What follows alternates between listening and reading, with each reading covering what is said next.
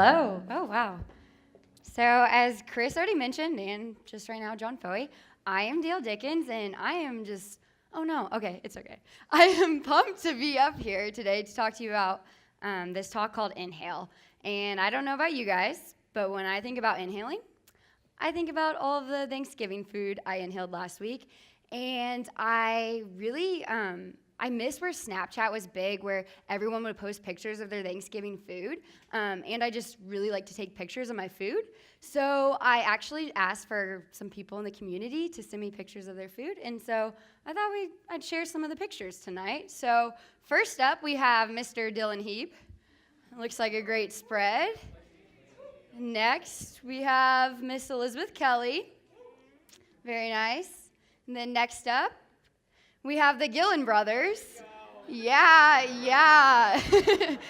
So Kaya sent me this snap, and I obviously screenshotted it. And then an hour later, Isaac texted me his plate, and then I cropped out the "gonna hurt myself today" and the Kaya Gillen, and I sent it to Isaac, and I was like, hey, mine's pretty good too. And he was like, oh yeah, that does look really good. I'm like, I think we have the same rolls. And he was like, Hawaiian rolls?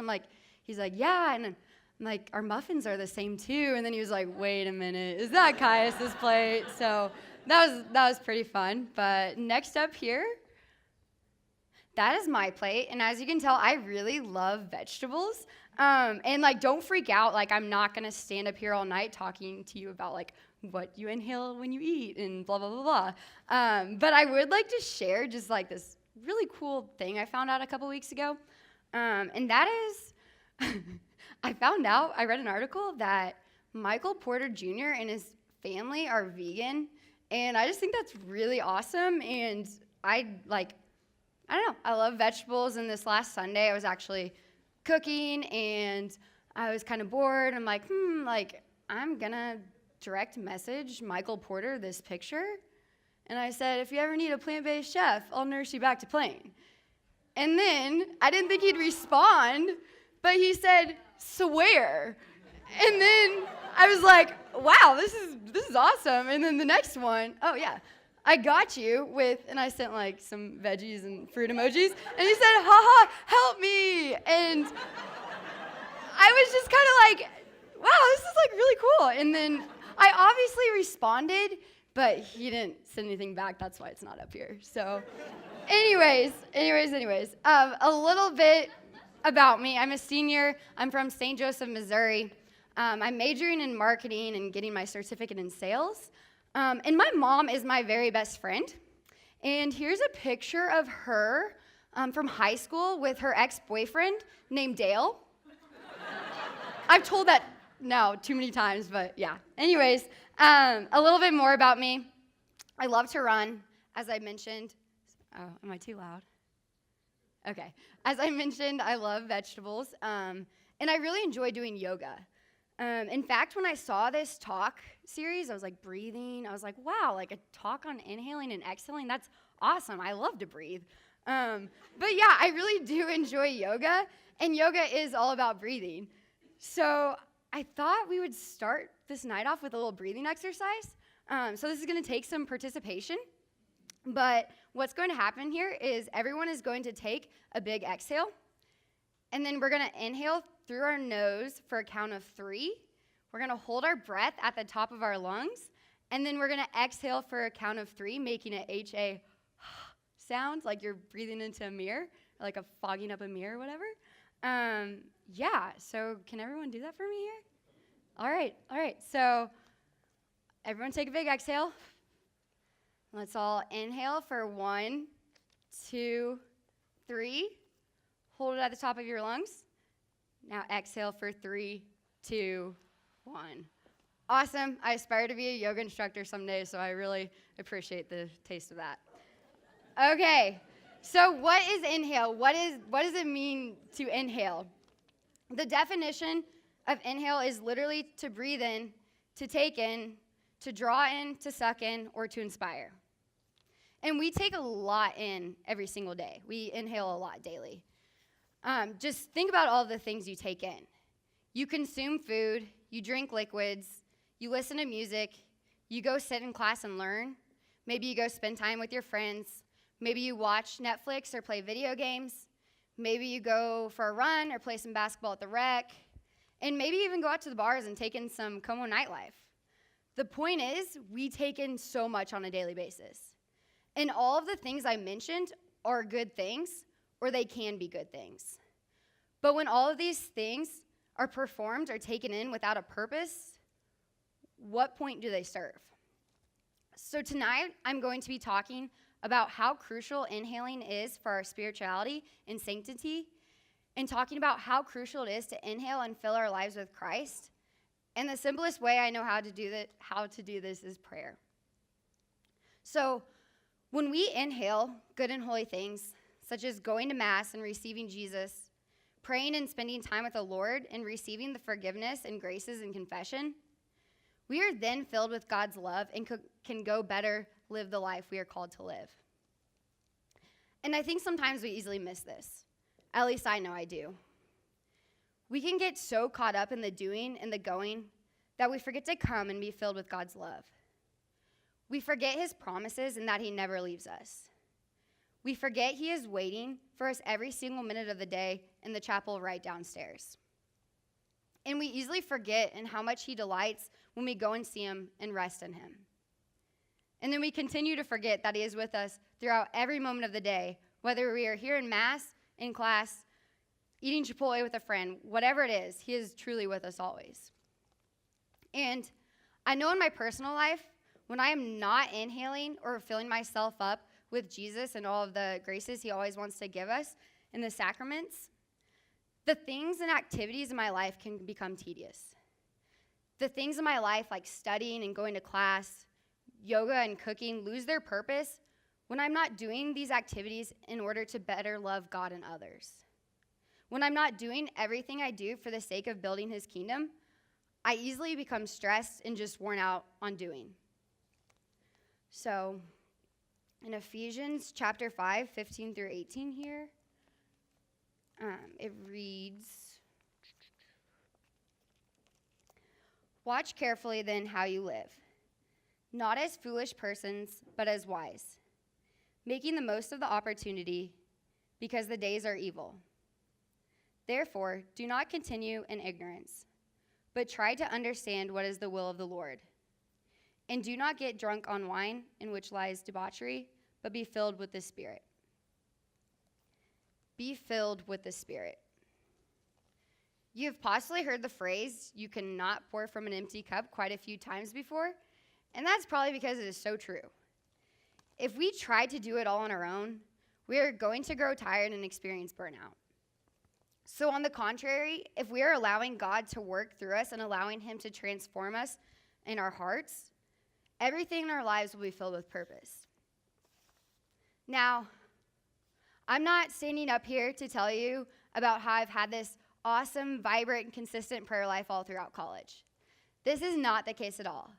And I don't know if many of you can relate, but at times I really feel to give God my yes and to go and spend time with him. But yet here we all are on this college campus, and we're all busy, involved in so many things. We have classes and grades to maintain, jobs to work to pay for school, resumes to build and fill with extracurriculars. And sometimes it can be so easy to be busy that we forget to make Christ the center of our lives. We can so easily fall into the lie of telling ourselves, "Oh, I'm too busy now, but when I graduate and I don't have classes and all this extra work, I'll have a better prayer life and I'll make it more important to me." And I have fallen victim to this mentality many times.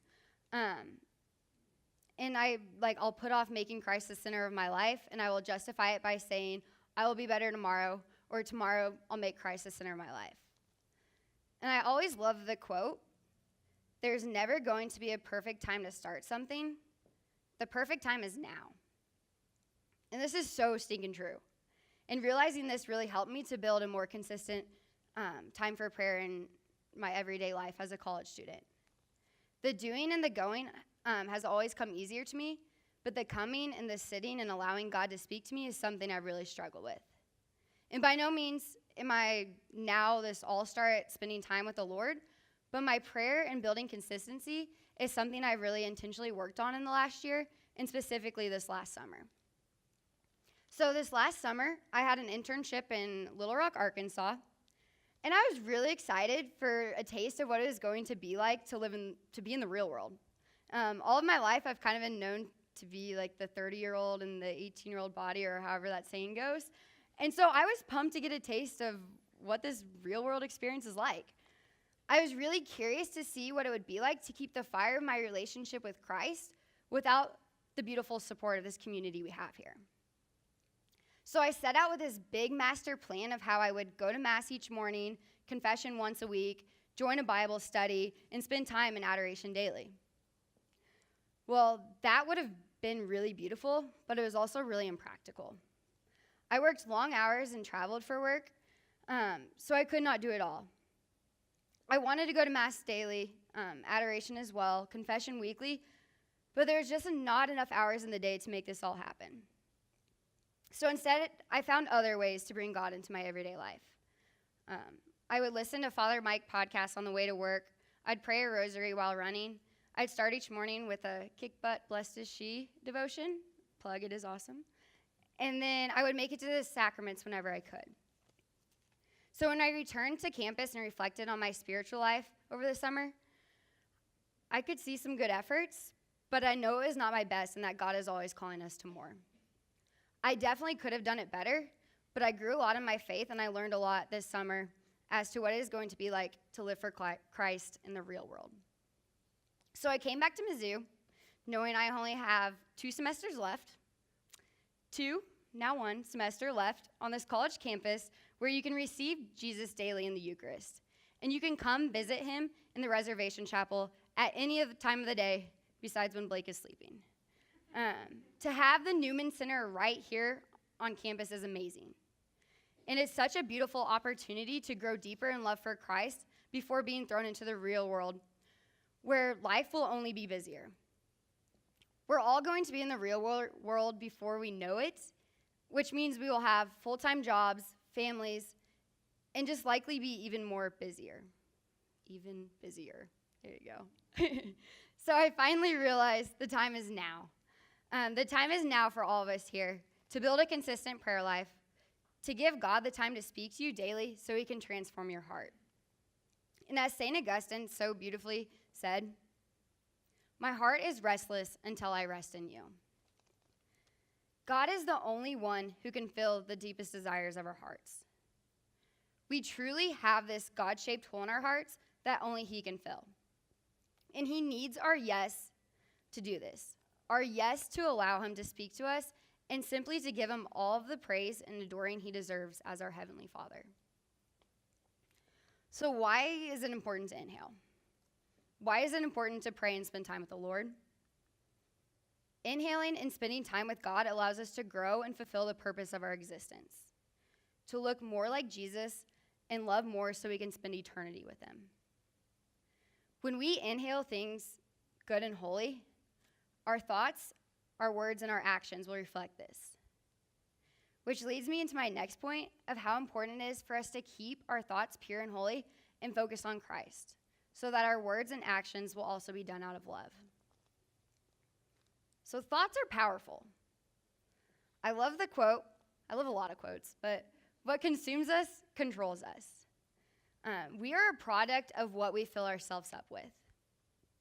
It's actually kind of like that saying that you would always hear, you are what you eat. You become controlled by what you consume. So in Philippians chapter 4, verse 8,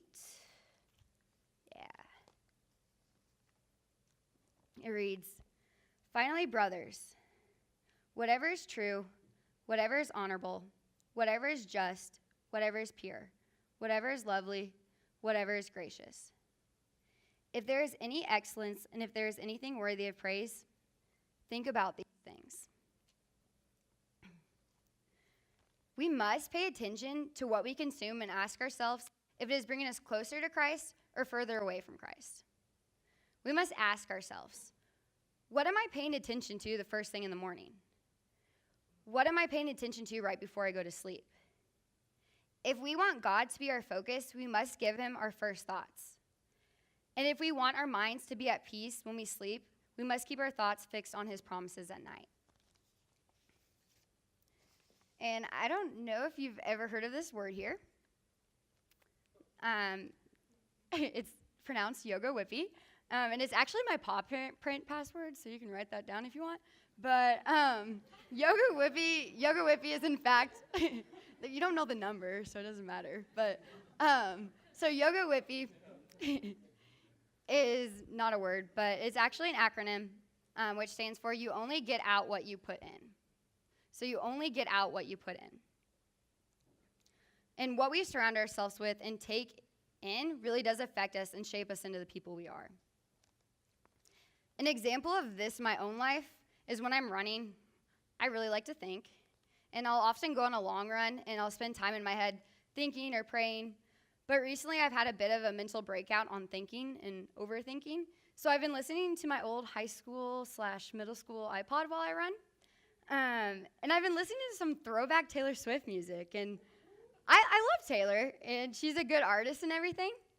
But for me personally, not so good and holy thoughts always come from when I listen to my throwback Taylor Swift music.